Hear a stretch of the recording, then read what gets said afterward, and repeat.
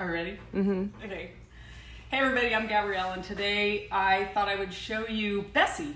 This is Bessie, and I actually have a life-size cow in the next room, and this is her namesake. She's a mess today, and I realized I wanted to, I don't know, show you guys why my space is a mess and what I use this stuff for, and yeah, hopefully you'll find it educational, if not at least entertaining. All right, here we go. First of all, I would like to say that I love everything very neat, and that's my dream space. It's my happy place when everything's neat, and things are not neat right now because I actually paint a lot, and by the end of my painting session, one of the best parts of having a studio is I don't have to clean up afterwards every time, which is great. So let's dive in. So first of all, when I'm working with oils, I always use gloves. And I think that there are probably, I don't know if you know this, but what makes a paint toxic is the pigment, it's not the medium. So whether it's an oil paint or an acrylic paint or a watercolor, if it's something like a cadmium or a cobalt, it's gonna be toxic regardless. So it could be gouache, unless it's a hue. If it says hue, it means it's not the actual pigment, so there might be a chance it's not toxic. Okay, so in my last project, I used some liquid, and apparently, anyway, I used some liquid. I couldn't find the cap, but I found the cap now. And sometimes, it gets really gross. So wait, look. It's kind of fun actually. It's a little squishy. Yeah, it's a little squishy. Okay, but don't eat this. This is toxic. Okay, so you throw it away. Then you come back over here and I put my lid on. Kind of picky about my lids being correct, although it doesn't always happen. Okay, so there we go. Bessie is already looking cleaner. Let's put this on a shelf. Okay, so now I have my Gamsol. I love the odorless mineral spirits from Gamlin, but you can use, whatever works for you. So then I have, when I'm doing my paintbrushes, this is the next thing that I almost never clean right away, are my oil brushes. So I have a variety of cans from various canned food. I think this was tomatoes and peeled tomatoes. Oh, these are the best cans. Best cans because they're nice and big. But you can get these little tiny cans too, or the bean can. The deal is that I have them in various degrees of dirtiness because turpentine or mineral spirits, it gets dirty, but if you leave it, it will settle out and become clean again, so it's reusable. So at this point, I know I'm going to be using these brushes. So I'm going to be using these brushes. So I'm just cleaning them off right now, and I'm actually going to put them in a new container. I also have some glass containers. I try to use as many things as I can from around my house or from even Goodwill. Like I don't want to buy it if I don't have to. You'll see more what I'm talking about. Some of you know I have an alley behind the studio, so I'm always pilfering the dumpsters back there to see if there's anything good for little treasures. Okay, so that's gonna sit for a little while. These right here, so I'm a huge fan of the yes, no, maybe pile. So the yes is for sure gonna keep it on my desk. The maybe, like this right here this is something I need to deal with. This is a mixture that I make for some of my paintings. It's white. It's a mixture of, I don't remember, white, and I think in this one, I don't know if I used liquid. I might have used Galkid. And then the odorless mineral spirits, and it makes this beautiful texture. Okay, I'm gonna put these aside because I'm not doing these today. So that's my yes, no, maybe. It's my do it now, do it later pile. Okay, and I don't know why I have picture hanger things. This is also stuff, I can just put it somewhere else for now. Then, okay, so let me see. I have a variety of gloves. I have the new gloves, and ever since COVID though, gloves have gotten super expensive. So even before COVID, I have my brand new gloves, and then I have reused gloves that I'll use at the side of Bessie, so that say I want to, when I clean my brushes, I get really messy, so I just use used gloves. Kind of cuts down on the glove cost a little anyway. The same is true for paper towels. I feel like a Depression era child. I'm not a Depression era child. I like reusing things where I can. So that's the same with paper towels. So I'll use these to clean brushes as they get dirty, or I have a bin, it's in the back of the studio with paper towels that are basically clean. Maybe they have a scuff on them or something, not food or anything. And then I use them to clean my brushes. So, okay, so let's see. So I know I'm about to start another painting. So I know when I'm doing that, I need to have the front 12 inches of Bessie clear. So I like to art journal. Got my glue, got Sharpies, because you can never have too many Sharpies. Oh, let me show you this. This is fun. Okay, this right here, this is a paint squisher. And I think, I might not be able to show it to you now. Okay, I can show you, this is what it looks like after you squish out all the paint. Oh, it's the best one I found.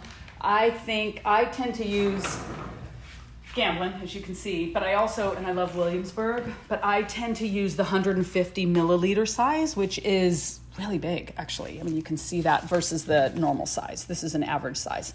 So this right here, it's entirely metal. The plastic ones that I used to have, they break.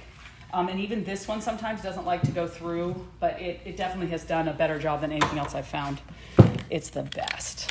And I love the color. Okay, so this is another thing too. When part of my organization is that I tend to color coordinate all my paints, and I also tend to put all my supplies in one place, and that is because when I'm in the flow and I'm painting, it destroys my flow if I have to root around for something or search for something. So, and I'm not perfect at it, believe me, I can't find things sometimes, but I'm just saying it helps with you're just maintaining your mojo when you're in the flow. So the way that I do that is, I have like all my brush utensils I put in my second drawer. Okay, so like all of this, why I have so many Sharpies that are, and this, you can just have kind of junk cans for miscellaneous stuff, so that you feel like you're organized without having to think about where every single little thing goes. Okay, so I'm gonna look at this in a minute.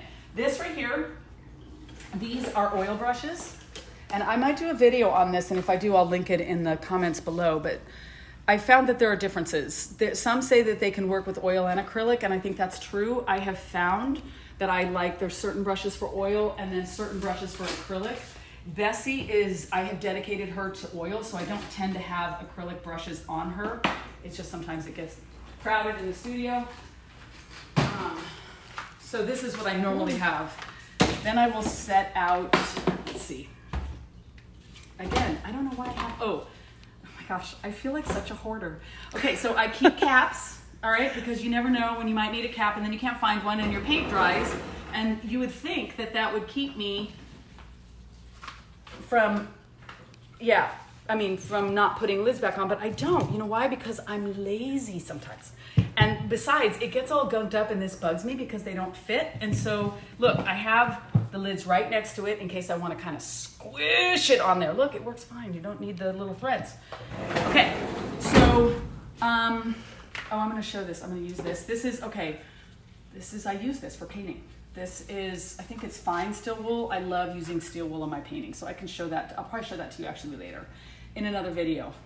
Because I don't know how long this one's going to be. Another thing that I use that I love I get these droppers. This has Gamsol in it, so when I am mixing a tiny amount of paint, rather than unscrew this and pour and risk getting a lot of Gamsol onto my palette, I just use a little squishy. I just use a little dropper bottle, and it turns out the glass ones, I can't speak for the plastic, but the glass ones, these have lasted. These are years old. So the rubber doesn't get eaten. They're only maybe 2 years old. So I have Galkid in another one, which for those of you who are familiar with the Galkid of Gamblin, it gets really gooey and it kind of loses its ability to squish out, but it doesn't matter because I just get it on the out and the outside, and I just kind of bring in what I need. I don't use this much at a time, so I don't need a big thing of it.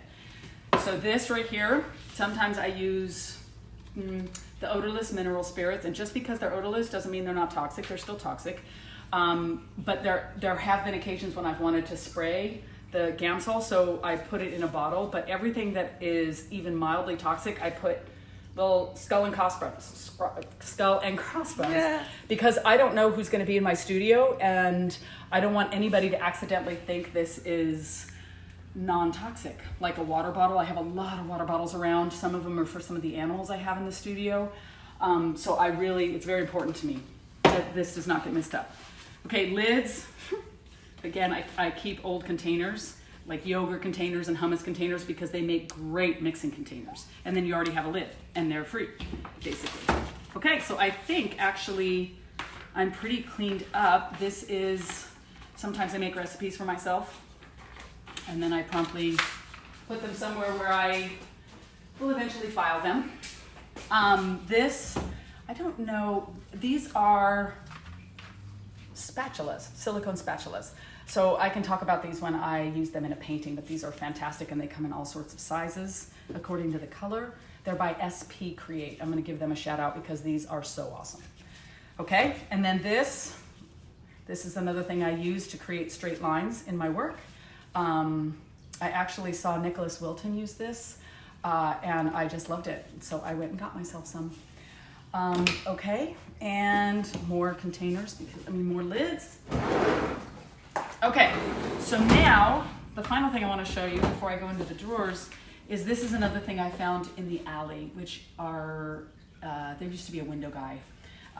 So he would leave windows behind the studio. So I actually have a bunch of windows that I collected as pallets. So I have two here, I have another one here, and I have a fourth one here, and then I have two more for different projects. So I'll use my different drawers for different paintings that I'm working on that helps them stay moist or wet, not dried out basically, without putting a bunch of saran wrap or something else that I waste the paint because it gets stuck to the top of the wax paper.